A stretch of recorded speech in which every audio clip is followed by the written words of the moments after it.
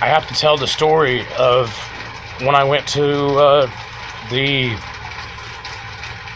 rescue response for Hurricane Harvey.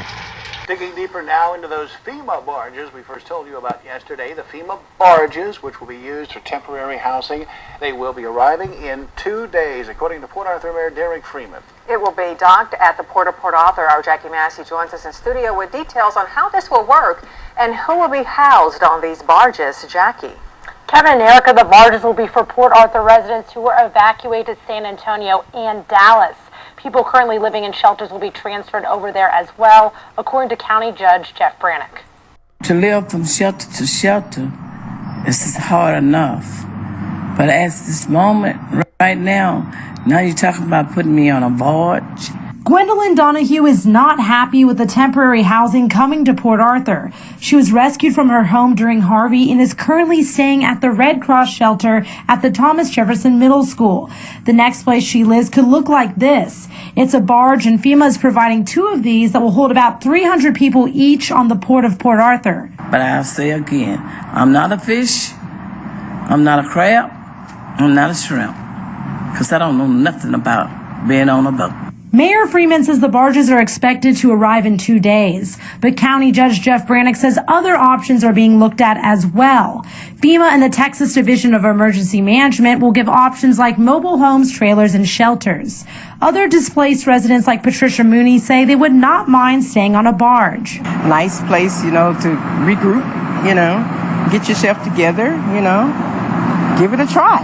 Well, no less you try. Mayor Freeman says 3 meals a day will be offered at the barges along with laundry and satellite TV. Officials are also looking into separating the men and women inside and will also have security in place. And I asked Judge Brannick if there is a screening process to prevent sex offenders or criminals from coming onto the barge, and he assured me that security measures are in place and there will be a vetting process to protect the residents. In the studio, Jackie Massey, 12 News. Thank you, Jack. And this is a very small piece of the story from what I witnessed on the ground, and I know that a lot of people know that I was there, involved in some of the search and rescue and some other things that were going on. Some of these things are still going on, and they're probably going on in Florida now, and it's very important because this covers what people have considered to be conspiracy theory. Well, I chose not to go inside yesterday because the Salvation Army and Russian Winds homeless shelter where they were accepting people were caught killing everybody that was in there. Not been told in the media, and it's the kind of thing that the government and the media covers up so that people don't have an understanding of what's going on. A lot of things happening. I went from studying and researching and talking about these topics and actually going out and living some of the things that I've been talking about. FEMA is trying to put their prison ships out at Port Arthur, Texas. I was in California on the beach when the hurricane hit, and I got on a plane in LA, back in Texas on Sunday night. Within 24 hours of getting home, I got sleep. I obtained a boat, a truck, gas money, funding, and within 24 hours, I was on the road heading from Dallas to Houston. I got to Houston about midnight. The militia had taken over a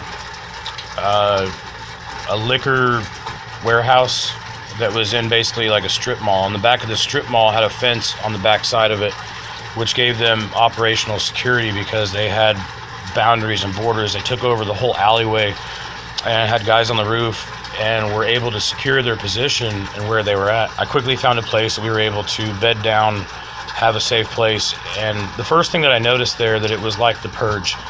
All I could hear that night was car alarms going off, glass breaking, and gunshots.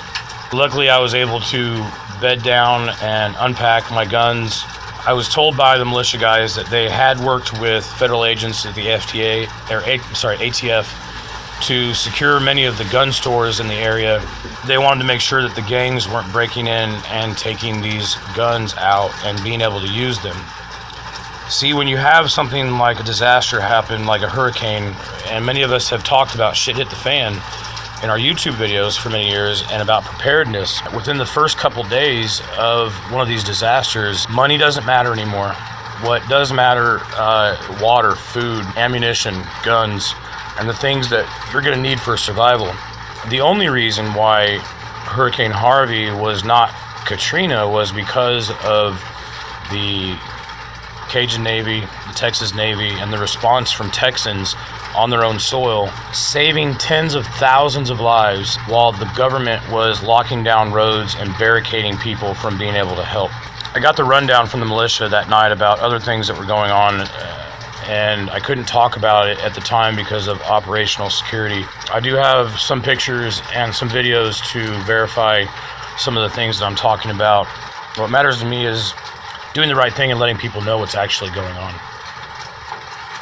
The next morning we got up out of the militia compound and started going on rescue missions, and for whatever reason the places that they sent me to had already been evacuated and the water had started receding, and we weren't actually able to get our boat in the water, and the hurricane was moving north at this point in time up into the Beaumont, Port Arthur area and moving up the coast from Houston. So we joined up with the Cajun Navy and the Texas Navy. When I got to the Woodlands, I think it was called the Crossing Church in the Woodlands is where they were set up. I could tell they had a very well put together rescue mission going on with lots of computers and maps and other things, and they were dispatching people to many different locations in different areas. When y'all get out there in the water, we've been kind of encouraging the boaters to go out in twos. We've had, reports of looting, people shooting boats and stuff like that. So if you think you're going into a high-risk area, try to go 2 boats at a time, okay? We heard that there was some really bad looting going on. One of the stories that we heard of was like Grand Theft Auto. Somebody was on a jet ski with pistols in both hands, like firing their guns into people's homes in the Katy area. And DPS showed up. That's Department of Public Safety. For those of you who don't understand, that is basically the Highway Patrol of Texas. And they were putting a DPS agent on every boat and every car going out to do these rescues. The DPS agent that rode with me for several hours was a member of CID, which is Criminal Investigation Detectives or Criminal Investigation Unit. They wanted to make sure that we had our guns with us. So I had a Highway Patrol chick in my car as we were dispatched to go out, and was told to grab my AK-47 and have my pistol on my hip because of what they were involved in. Now, at the time, I didn't realize why DPS was being put on every boat and every truck. And over the next several hours, while they were with me in my vehicle and questioning them, I was messing with her bad. I was talking about taxation being theft and about, nonviolent crimes and all this other stuff. But all joking aside, I always have my ways of finding out information. Never underestimate my ability to find shit out. So I got an inside track of what was going on. They sent me to Kingsland, I forget the town. It was the same place I had been earlier that morning with the militia, and was basically a dead end because they had already pulled everybody out, and that area had already been basically taken care of. So we were rerouted to the Katy area, and the message that the DPS agent got and informed us of was they were going to be blowing the dam in Katy, Texas, and that was the message we got, and that there was an emergency to go and get people out.